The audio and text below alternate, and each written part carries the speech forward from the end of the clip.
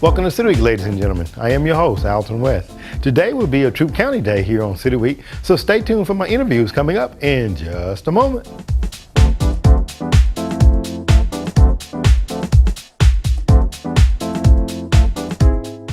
Nobody wants to be stopped by a law enforcement officer. Everyone wants to feel safe. So we've trained our officers to first listen and then explain. We ask if you have contact with one of our officers, you listen, give him an opportunity to explain, comply with his requests, and if there's a problem, contact us so that we can investigate your complaint. Listen, explain, comply, then complain. Our safety and yours matters.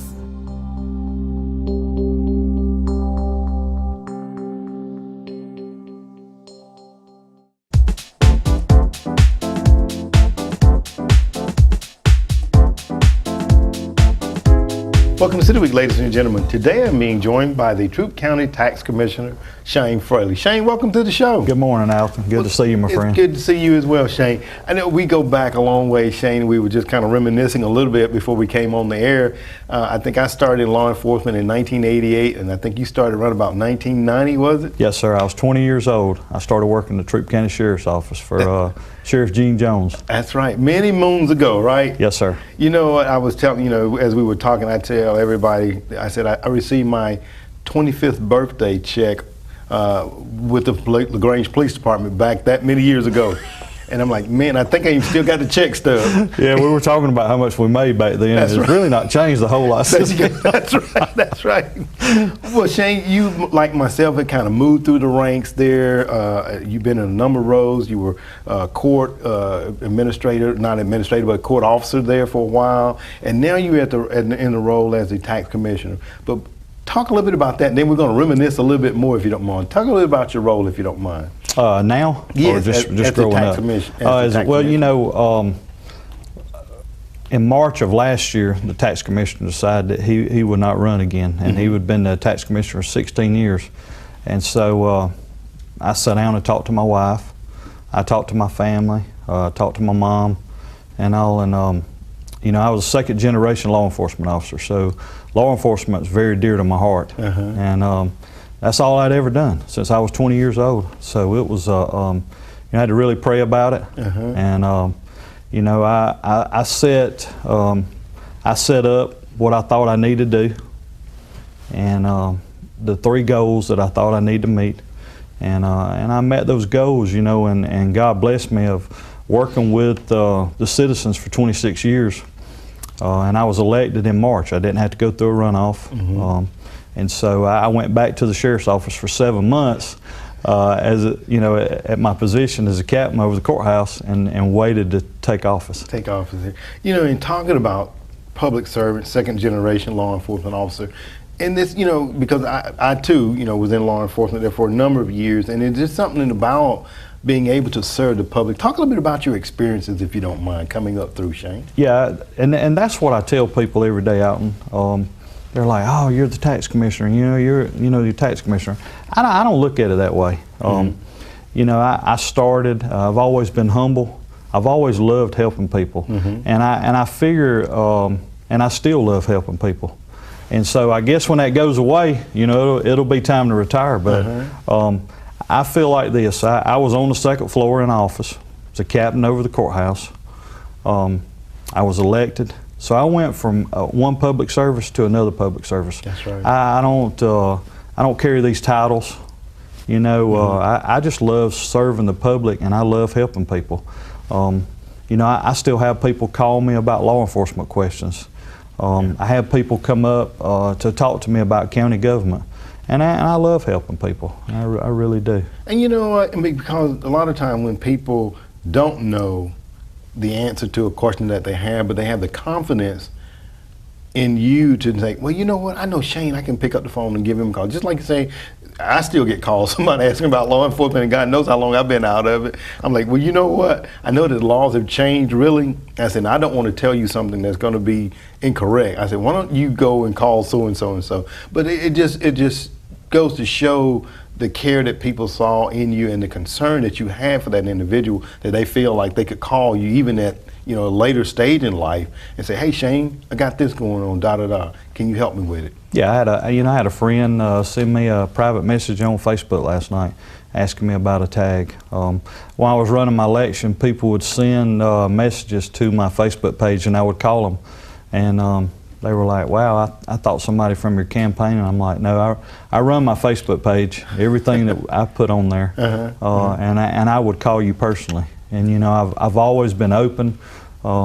So many people have my cell phone number, and I wanted everybody to have it. And when I started running, that was the first thing I did. I put that on my cards, I put that on my pamphlets, and I wanted to answer any question that anyone had. Absolutely. To be accessible, to be in a position but not to be accessible says something about the individual. But if you're accessible to the people after you've been elected in that position, I think to me speaks volumes to you as far as your values, your integrity, and things of that nature. Let's just talk a little bit about, because you've now been there for almost 4 months now. Yes, sir. A little bit. Talk about your platform. When you ran, there were a couple things that you ran on. Talk a little bit about that, if you don't mind. When I ran, the two things that I explained to the public that I would do, when you call the tax commissioner's office, you got this automated phone lines. I've never liked automated phone lines. If we serve the public, I believe when you call, you ought to have someone answer. Yes. And I was never too good not to answer the phone. So, and I really enjoyed that. So 15 minutes after I was there on January 3rd, we had the phone line cut off. I called Jason Cadenhead, and had the automated phone system. So now when you call our phone, you're going to get one of us to answer the phone, answer your questions. The second thing is I was a captain over the courthouse for 15 years, and I would notice every morning that people would be sitting out by a pew by the tax commissioner's office, and that was the only office that did not open at 8 o'clock. They opened at 8:30. And so while I was running, I talked to some people that had worked there. I talked to tax commissioners all over the state of Georgia. I got a plan that no overtime, and the way that we could work that out. So it took 21 days. I met with the ladies the first day I went in. We talked about everything. When you got something that was well-oiled machine, I learned a lot from Sheriff Woodruff. When he come in, it was another work day. And so he taught me a lot. I went through 3 sheriffs, and it's always very stressful. And I wanted to make it as less stressful for those ladies. And so the first day I come in, we sat down and we talked for about 20 minutes.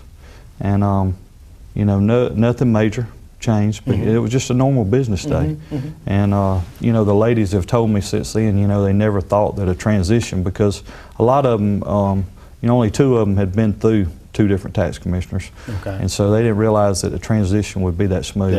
And again, that just speaks volumes to you, one that will listen to those that have been in the trenches, as I call it, that's been doing the work. And I'm sure there were some suggestions and things of that nature that they were able to make to help that transition be a little bit smoother. So again, it just speaks volumes to you, and I appreciate the work that you're doing. Now let's get into some of the nuts and bolts of these moving, because I know that people, we call it the birthday tax. Yeah. And because we always have to come in on our birthday and get our tag. Let's talk a little bit about that. You call it a TAV, I believe it is. Yeah, TAVT, Title Ad Valorem Tax. Talk a little bit about that. In 2013, the legislator passed a law.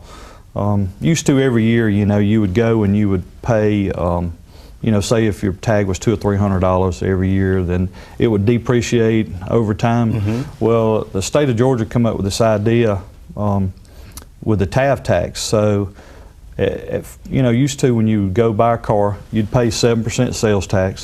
Then you would come in and get your tag, and then every year you would pay the ad valorem tax on it. Well, the state of Georgia figured that they would do away with sales tax on the vehicles. And I think it had a lot to do with person-to-person sales, because if you were going out to a car lot and you were going to pay sales tax, but if you was buying a vehicle from somebody, you and I, you didn't have to pay that sales tax. So I think they just saw that. When it started out, the state was at about 70% and the county was benefiting about 30%. When we get past next year, it's gonna the county will start getting about 50-something% and the state will start getting about 40%. So, and then I think by 2019 it'll pretty much phase out to where the county is getting most of the money. Well, it last should be, year, right? Oh, of course. Where it should you know, and you don't realize a lot of that. You know, we're an agent for the Department of Revenue on tags. They pay us $1 for every tag that we sell, and they pay us 50 cents for every title that we transfer. We sold about 84,000 tags last year in our little office. You know, there's 8 women, so those ladies, they're very busy. And that's not counting your property taxes. You know, we got about 33,000 parcels that we collect on. It's always, you know, and the reason that I felt like I did so good, in 2009, at that time, the sheriff and the tax commissioner, the sheriff had taken away the delinquent taxes, because in the state of Georgia, the sheriff has the right to collect taxes. That's right. As an ex officio sheriff. And most counties give that right to the tax commissioner. Well, in our office that I was over at the courthouse, we took that on, and so I wanted to learn all of it. So I went in, I learned everything I could about it. So January 3rd, when I walked in the door, I was so familiar with the delinquent taxes, I was able to get my list, start going over, and as early as 7 days, I had already went out and you know, did some pre-levies on some places that owed a lot of money. You know, and I felt like I also told everybody I'm very aggressive, because if I'm aggressive, if you pay your taxes, it's not fair that your next door neighbor doesn't. And I like to work with everybody. If you call me, we can talk about it. But in the end, you know, I was elected. You know, I had to send an email to a company. I was elected to be fair and collect the taxes for the citizens of Troup County. That's right. And so, and being aggressive, it allows the cities of West Point, Troup County, Hogansville, when they have bonds, the first thing they look at is the collection rate of the taxes. And you know, I've talked to some other counties, and they base theirs on about an 80% collection rate. Ours is at 99.9%. Wow. And that's year. You know, that's not, we're not working on 2015 taxes. No, we're 2016 taxes that we're due in November. Right. So we never work behind. And there was 53 new tax commissioners out of 159 counties when I went to school in November. And speaking with them, a lot of those are still collecting in 2013, 2014 taxes. So Troup County is very blessed, because you know, the county and the government, the school system, they require us to be aggressive. That's right. That's right. Shane, as we get ready to close our time, it gets us. Tell us about the methods of payment. I know we can do check, online. Talk about the various methods of payment that people can pay taxes or renew their tax. Yeah, we're 21st century. I mean, we accept everything. You know, if you, of course, cash, checks, credit cards. There is a convenience fee on credit cards. That is, you know, we have to use that. We don't get paid any of that. That is just a convenience fee that goes to the credit card companies, because they're very expensive to use credit cards. You can go online. You don't even have to come in our office. You can go online. A guy that texted me last night, you know, he went online. He wanted to know what we were doing. We sent his check. We sent his tag out this morning, you know, before 8 o'clock. You can pay by e-check. We have a mailbox that you can drop off your payments in front of the courthouse. The day before the taxes are due and the day of taxes are due, I'll be standing out front. If you come in to pay your taxes on November the 14th and 15th, I'll be standing there. If you have a check, you can give that to me. You can go ahead and go. You can use a check.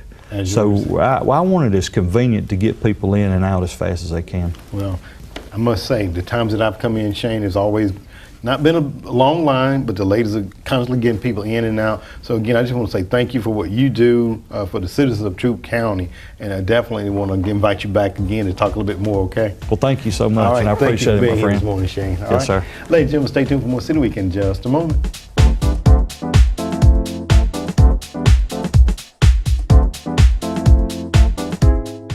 Welcome back, City Week, ladies and gentlemen. Now I am being joined by none other than Ms. Lynn Howard, who is the Recreation Administrator and also the chair of Relay for Life. Lynn, welcome back to the show. Thank you so much, Alton. Well, you know, it is always a pleasure to sit down with you because you're always just a bundle of energy and a bubble of joy, okay? Thanks. Well, Lynn, I know that you have been very, very instrumental in Relay for Life for a number of years, and as we were sitting trying to add up the number of years before we came on, and I think we came up with about 24? About 24 years. 1993 was the very first one. It was held at the LaGrange College. That's right. Yeah. Now, Lynn, let me just, I'm going to start out by asking a question. 24 years, and you've been involved in it primarily, probably, in some fashion, all of that time. Why? No, I have been about 10 years. About 10? Okay. And the reason is I came down with cancer. Okay. But I am a survivor, and I've beat it. That's right. Again and again. God. I'm here. Thank goodness. Yes, thank God. Absolutely. Yeah. You know, Lynn, and this is something because, you know, we talk about cancer and we talk about people that have been touched by it, that have survived it, you know, because I think I told you then, share it with you when you were here before, my grandmother who had a mastectomy some years ago.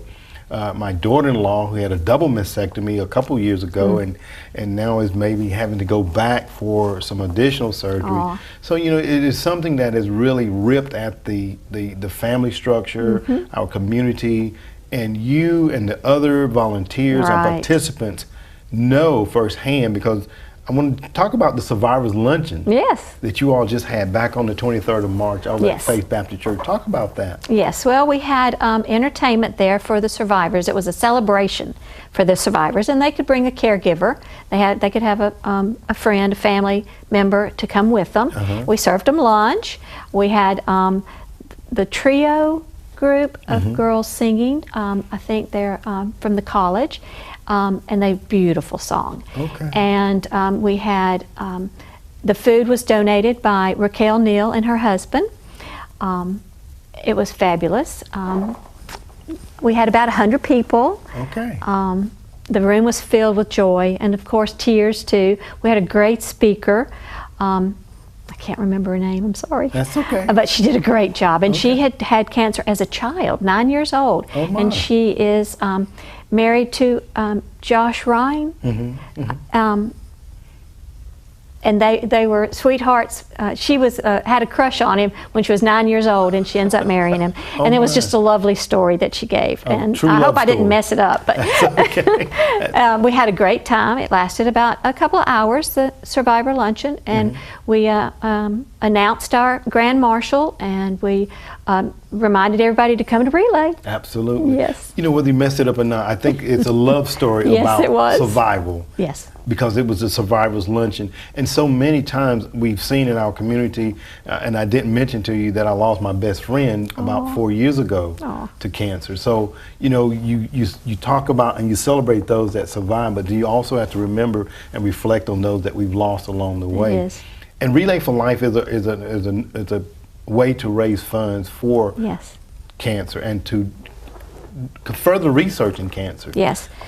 And the best way we have for a fundraiser is a luminary. We have a new one this year. It's a purple one, a bag, and we put a candle in it, and you can buy those online, or you can contact me. I'm at the rec department. Patty Brazel, she is our luminary chair, and she works at Interface. You can contact her. Okay. But it's a way to buy, send your love through this candle in memory of a lost one, or in honor of a survivor. That's right. And we line the track, you know, with it, and at 10 o'clock at night, the night of Relay, we will turn all the lights out and have nothing but the candles going. And it is so emotional and so uplifting that it's a go to see it.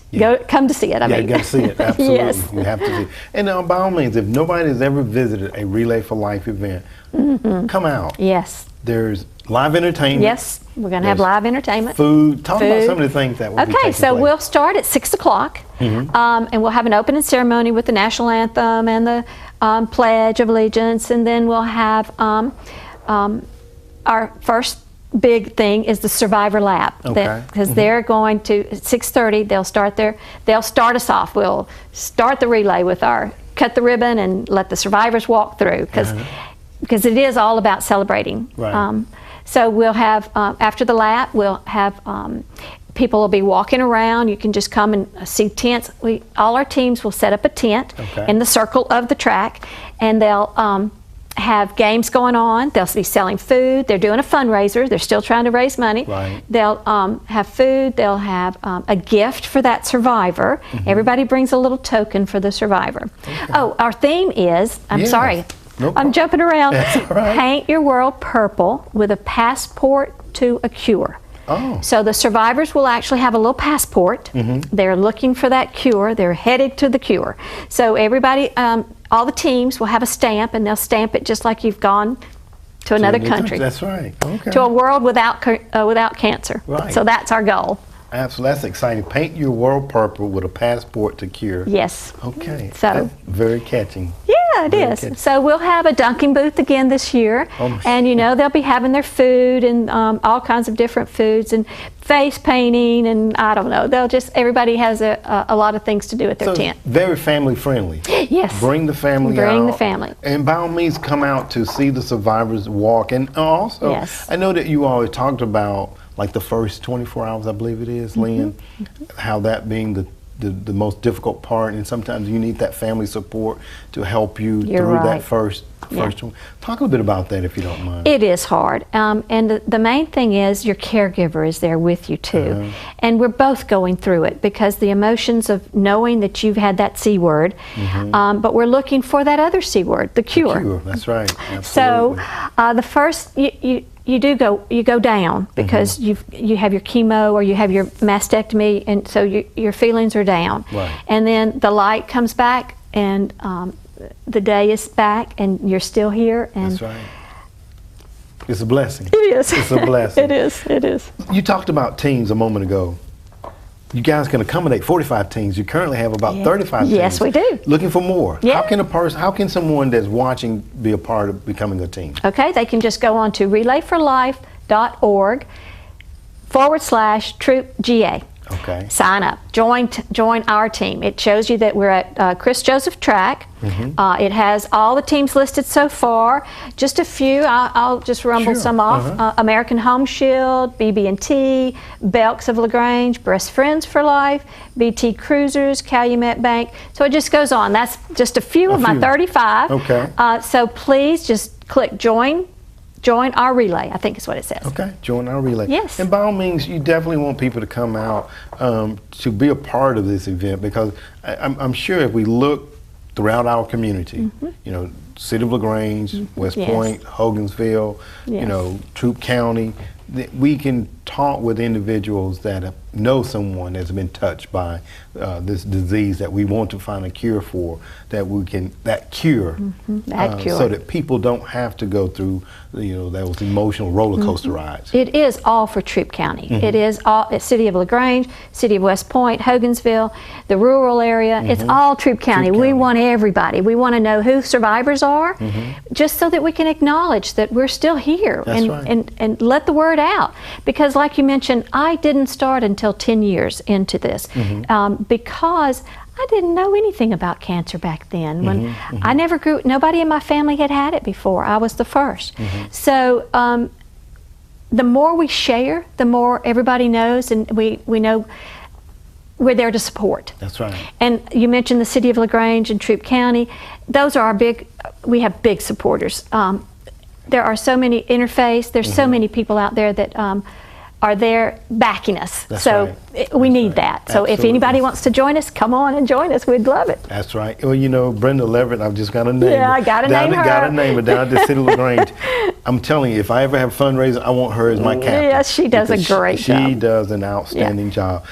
Talking about, because we want the entire community to come out.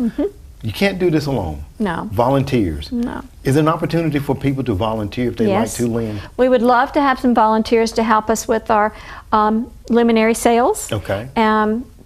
Patty is a survivor, so she would like to participate in the luminary program. Okay. Right. So we'd like to have some of that. We need help with blowing up balloons. We need help with the survivors registration. Okay.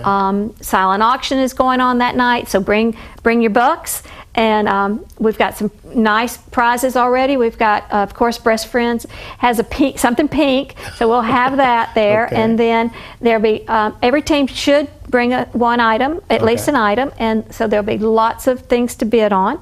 And the teams get the credit for the money. Okay. But other fundraisers going on in the county, we're having a Craving for a Cure. Craving, right. Mm-hmm. So our Craving for a Cure is going on this month, April the 10th through about the 20th, right before Relay. Okay. There's a few restaurants that are already participating, and I have that list. Okay. We have Chick-fil-A, we have 2. Both of them on April the 20th from 5 to 8 will donate money towards Relay for Life. Very good. Just be sure to mention Relay for Life when you go. Okay. Country's Barbecue, April the 11th. Jim Bob's, April the 10th. Taste of Lemon, April the 14th. All of these, and Johnny's Pizza in West Point, April the 10th, 11th. So there, if you go and you buy food, and then they will give a percentage to Relay. Okay. Yes. Very So that's, good. to me, that's community efforts. Everybody's together.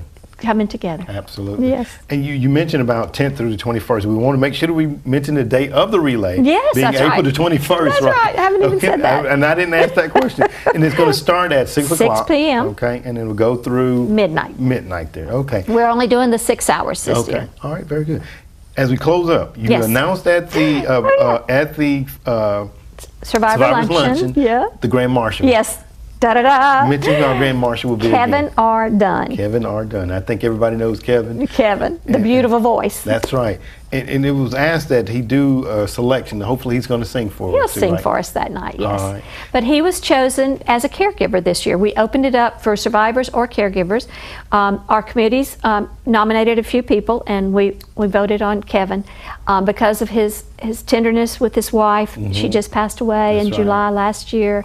So it's very, very nice to have him be our, I think he's honored. I think he's excited. I think he is. So, too. Absolutely. Thanks for letting me tell everybody. Yay, Yes, Kevin. again, Yes. no problem. Well, Lynn, we just want to thank you for coming back and chairing this bet. great and wonderful event and taking the time and your resources and your energy to make sure that, the survivors and those that we've lost are not really lost because we reflect on and remember Right. them. So we thank you for all that you do for Relay for Life, okay? You're welcome. Thank you so much. Thank you. And we know that the public's going to come out. That's right. And Come it's on going to be a out. big success as it has been in the years. So Yes. thank you so much for being here today. You bet. All Thank right. you. Ladies and gentlemen, stay tuned for more City Week in just a moment.